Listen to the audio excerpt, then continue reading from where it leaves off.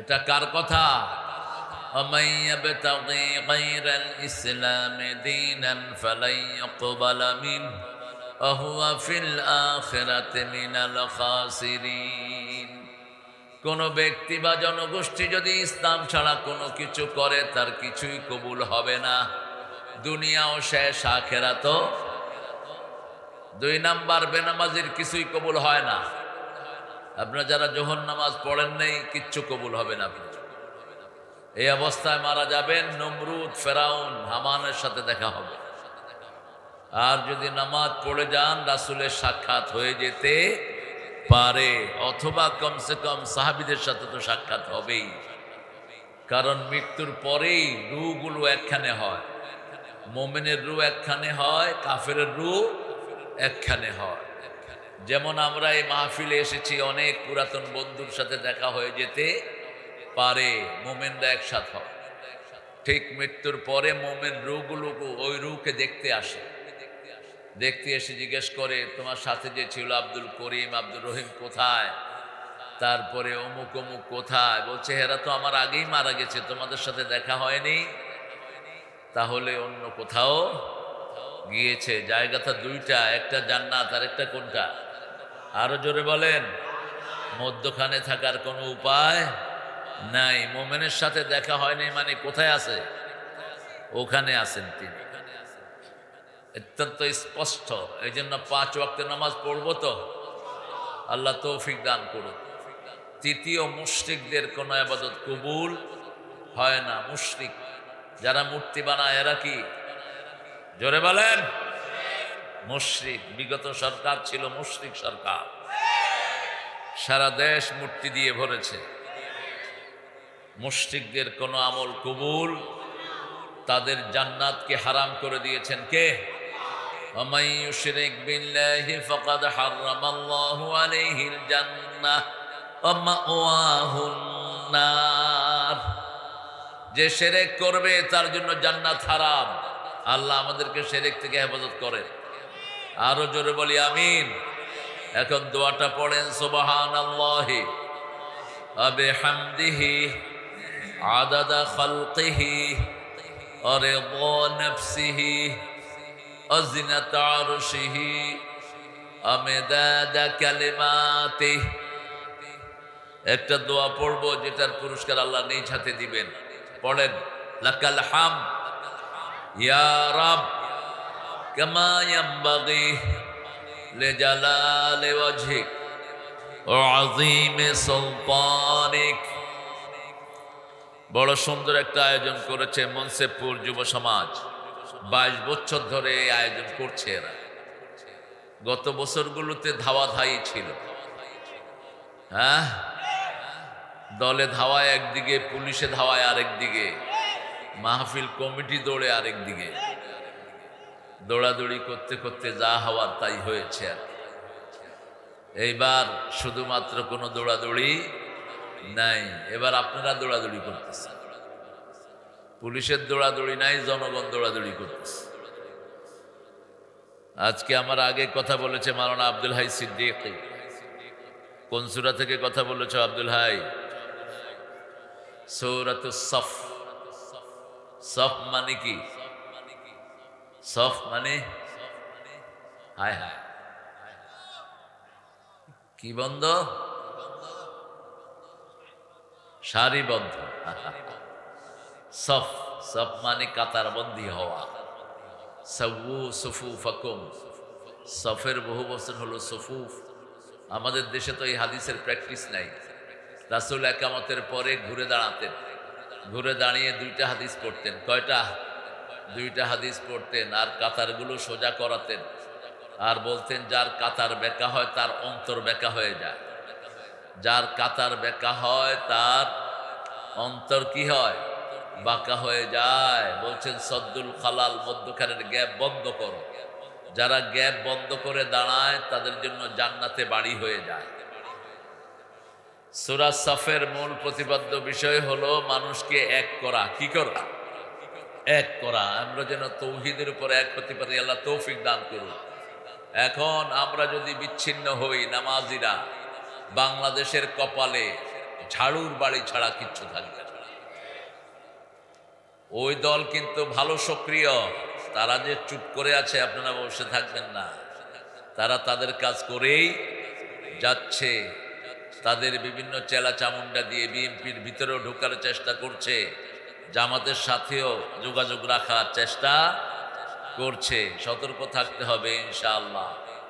আমরা কোনো ইসলাম বিরোধীকে জায়গা দেব না, রাজি আছি তো? কোনো কোরআন বিরোধী সমাজে আসতে পারবে না। যারা বিগত 17 বছর কোরআন প্রেমিকদেরকে পিটিয়েছ, এখন তোমাদেরকে আল্লাহ পিটাবেন। পিটাচ্ছেন কে? তোমাদের নেত্রীকে ভাগাইছে কে? কে ভাগাইছে? আমরা কেউ কিচ্ছু করে নেই, প্ল্যান সব কার? আল্লাহ। আমরা দেখি যে উনি নাই, উনি নাই, ওনার সাথে ওনারাও নাই।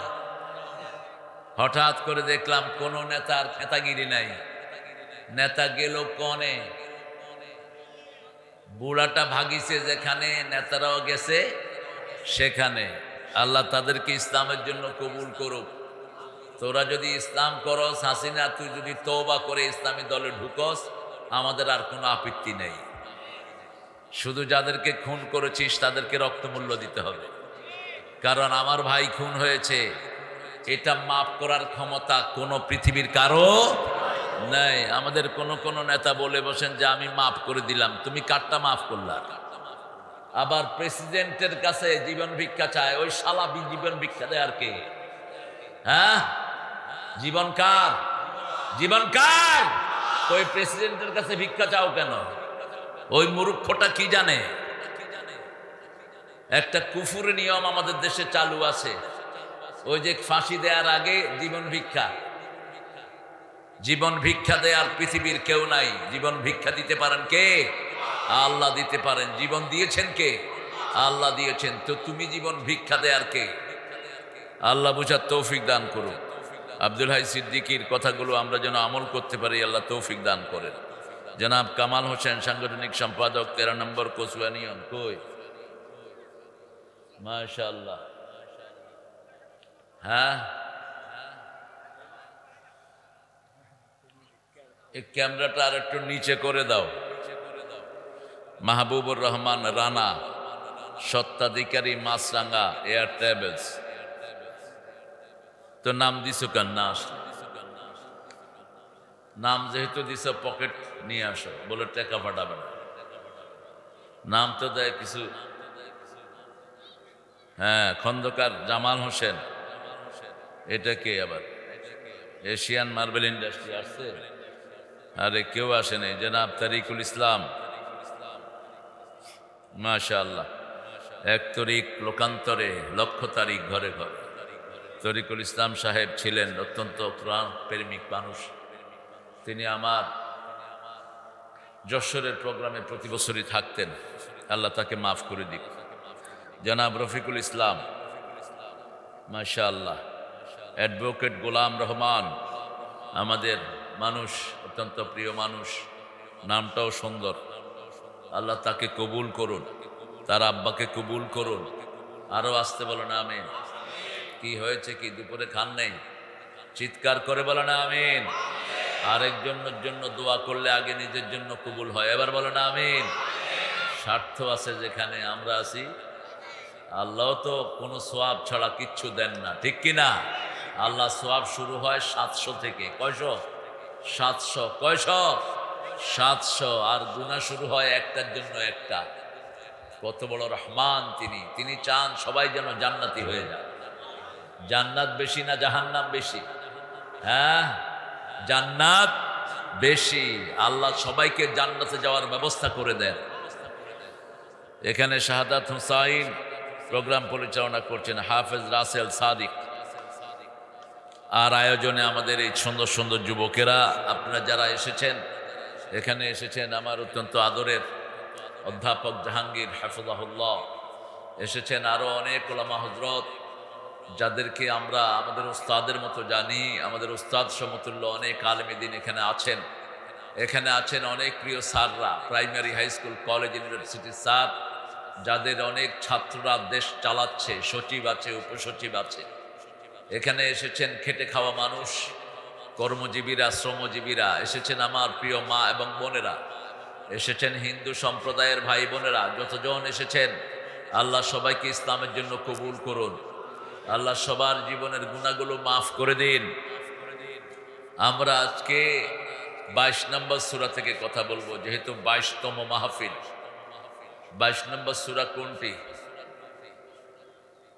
আপনারা বলেন দেখি, রাসূল সবচেয়ে বেশি কোন সূরা পড়তেন? এত তাফসীর শুনেন, কোরআন সম্পর্কে কোনো জ্ঞানও হয় না। সবচেয়ে বেশি রাসূল কোন সূরা পড়তেন? কোন সূরা কোরআনের মা? কোন সূরা ছাড়া নামাজ হয় না? কোন সূরা প্রথম পরিপূর্ণ নাজিল হয়? কোন সূরা পড়লে আল্লাহ কথা বলা শুরু করে দেয়? কোন সূরা সেটা? এটা কোরআনের 1 নম্বর, পড়ার 1 নম্বর, সওয়াবের 1 নম্বর, তেলাওয়াতের 1 নম্বর, ফুয়েরও 1 নম্বর। কোরআন দিয়ে ফু দিবেন। কোন সূরা দিয়ে হুজুররা ফু দেয়? এই সূরা ফাতিহা। অন্য কোনো বুজুর্গি নাই। এটা পড়ার সময় চুপ করে পড়ে, যাতে সাধারণ মানুষ টের না পায়। এটা হলো বুজুর্গি, যাতে হুজুররা এই বুজুর্গি টিকিয়ে রাখতে পারে। মানুষে মনে করে যে কি না কি পড়তেছে, আসলে পড়ে কোনটা? হয় কুল হু আল্লাহ, নয় সূরা ফাতিহা। এই দুইটা হলো গোমর। এটা আপনি নিবেন, আপনার মায়ের থেকে ফু নিবেন। 10 লক্ষ হুজুর এক কানে ফু দিল, আর মা শুধু এক কানে ফু দিল, কারটা কবুল হবে? মারটা কবুল হবে। 20 লাখ হুজুর একখানে দোয়া পড়লো, আর একখানে শুধু আপনার পাগল বাবা দোয়া করলো, কারটা কবুল হবে? বাবারটা। এটা কার কথা? কারণ আল্লাহর পরে বাপ মায়ের জায়গা। ওয়া কাদা রাব্বুকা আল্লা তা'বুদু ইল্লা ইয়্যা ওয়া বিল ওয়ালিদাইনি ইহসানা। আমি সিদ্ধান্ত নিয়েছি, আমি ছাড়া কারো ইবাদত করবা না, আল্লাহ ছাড়া কারো ইবাদত করা যাবে না। তারপরে মায়ের খেদমত। কার খেদমত? মা, মা, মা, তারপরে বাপ। এই দুইজন ছাড়া জান্নাতে যাওয়া সম্ভব নয়। হুমা নারুকা ওয়া জান্নাতুক। এই দুইজন তোমার জান্নাত জাহান্নাম। এরপরে কোন সূরাটা পড়তেন? এরপরে পড়তেন কুল হুয়াল্লাহু আল্লাহুস সামাদ। এই সূরাটা দৈনিক 100 বার পড়তেন, রাহমাতাল লিল আলামিন। আমরাও পড়ার চেষ্টা করব, রাজি আছি তো? আর কোরআন পড়ব, কোরআনকে ভালোবাসবো, কোরআন দিয়ে সমাজ গড়ব। কোরআনের সমাজ গড়তে যারা বাধা দেয়, তাদের সাথে যুদ্ধে লিপ্ত হব। ঠিক না বা ঠিক? তাদের সাথে জেহাদে নামবো। আমার নবী আগে আক্রমণ করেননি, আমরাও করব। এই পর্যন্ত আমরা করি নাই। আমাদেরকে মেরেছে ওরা, আমরা ওদের কাউকে মারি নাই। আমাদেরকে ইসকন জবাই করেছে আমাদের এক ছেলেকে, কিন্তু আমরা কোনো প্রতি উত্তর করি নাই। কিছুদিন আগেও যশোরে জামাতের এক লোককে পিটিয়ে মেরে ফেলেছে, ঠিক কিনা? আমরা কোনো প্রতিবাদ করি নাই। আমরা একজনের কাছে বিচার দিয়েছি। তিনি কে? তিনি কে? বিএনপি জামাতের এই জোটকে নষ্ট করার জন্য যারা কাজ করছে, এরা হলো ওদের দালাল, এরা হলো ইসলামের দুশমন। ঠিক না ঠিক? এইভাবেই আমরা একতাবদ্ধ হতে চাই। আপনাদেরকে সালাম দিয়েছেন অমিত। অমিত হলো তরিকুল ইসলাম সাহেবের সুযোগ্য সন্তান, অত্যন্ত ভদ্র। আমি যেটা পেয়েছি তাকে এয়ারপোর্টে দেখা হলো, বলছে আমি আপনার অপেক্ষায় ছিলাম। এই তুমি কথা বলো না, নামো, জাস্ট গেট অফ।